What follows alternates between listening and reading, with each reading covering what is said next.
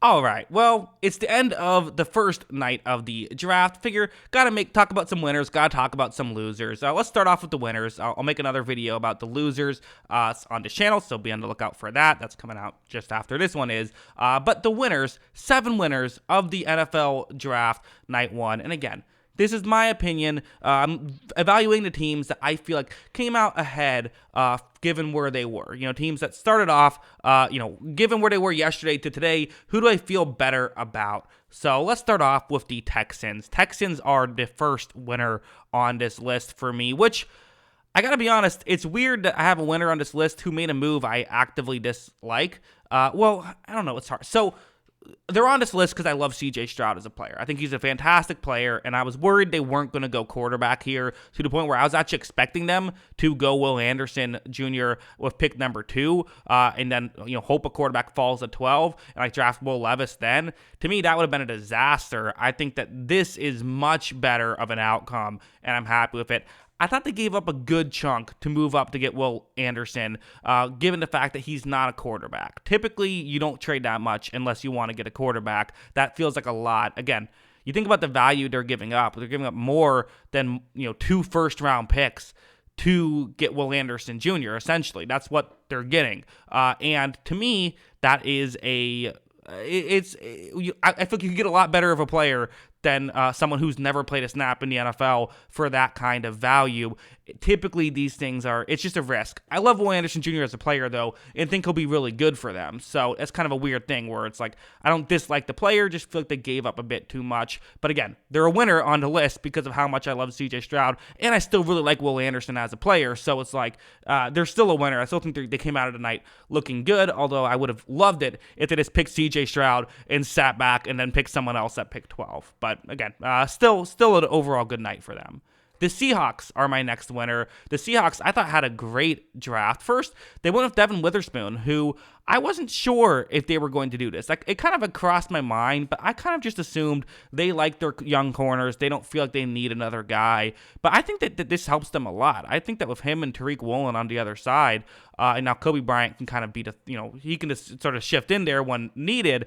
To me, this Seahawks team looks a lot better with that selection defensively, and they went out and they added Jackson Smith and Jigba in later on in the first round. So again, the Seahawks, I touched on this in one of the videos about this, but they're kind of a team a bit known for being, a bit behind the 8 ball sometimes when it comes to the way the NFL is played now. I think, I've joked about them still trying to win the 2013 Super Bowl. Well, this is them trying to win the 2023 Super Bowl. This is them playing smart and understanding that games are won on the outside now, getting an elite third option potentially in Jackson Smith and Jigba, and an elite corner potentially. This could be a great draft if this happens. The Eagles are another winner. Eagles, of course, they're a winner. I think they're going to be a winner on everyone's opinion. I mean, Jalen Carter and Nolan Smith were 2 players that Nolan Smith I had as my second highest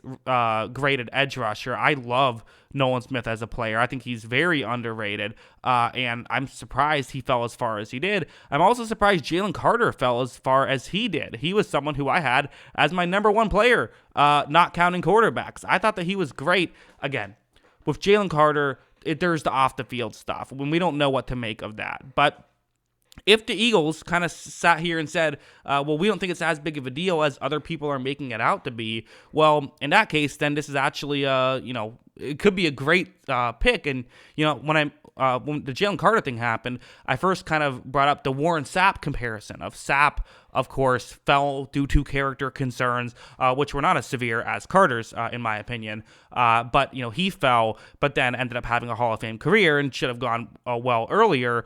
What the Buccaneers also did later on in the first round was they had another first-round pick and selected Derek Brooks, another Hall of Famer. Well, I'm not sure if the Eagles have 2 Hall of Famers, but they have 2 good players. So interesting parallels there to the, again, sorry also Eagles fans, longtime Eagles fans for bringing up Warren Sapp and Derek Brooks, who I'm sure that 2002 season you weren't a huge fan of, but we don't have to go there. The Patriots are another winner.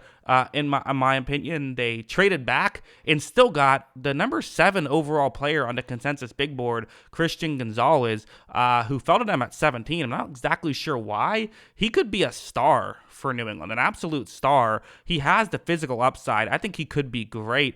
And for him falling that far, it was surprising, especially when, Emmanuel Forbes, who I like a lot, for Washington, I think a lot of people will put Washington on their losers list. I did not, because I think Forbes is good. I still don't get why you draft him over Gonzalez. That makes zero sense. So for the Patriots, the fact that you traded back and still got a star player, yeah, that's definitely a win in my book for night one. The Buccaneers, I put the Buccaneers here. Again, I love Kalijah Kancey. I had him as a top 5 player on my big board. So getting him at number 19 is great, and especially when I was very worried they were going to go after like an Anton Harrison there, just reach on a player because it fills a need. Kancey's maybe not the biggest need, but I mean, my God, him next to Vita Vea, I mean, just stop it. That's scary to think about. I would not want to have to block really anybody, but especially not that situation.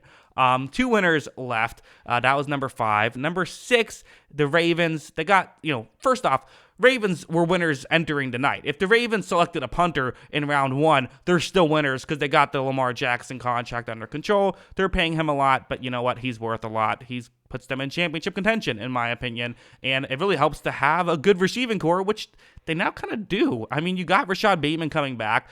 You have Devin Duvernay, who I thought did nice things. You added Odell Beckham Jr. You've now added Zay Flowers, not to mention a good, got a good couple tight ends with Isaiah Likely and, Mark Andrews. This could be a loaded receiving core, which, usually it's a disaster. So adding Zay Flowers, love this selection by Baltimore, and I'm sure Lamar's having a great day as well. Lamar's the real winner here, getting a big payday and getting a weapon to throw to. Finally, last but not least, or maybe least on this list, I don't know, but they're one of the 7 winners. The Titans.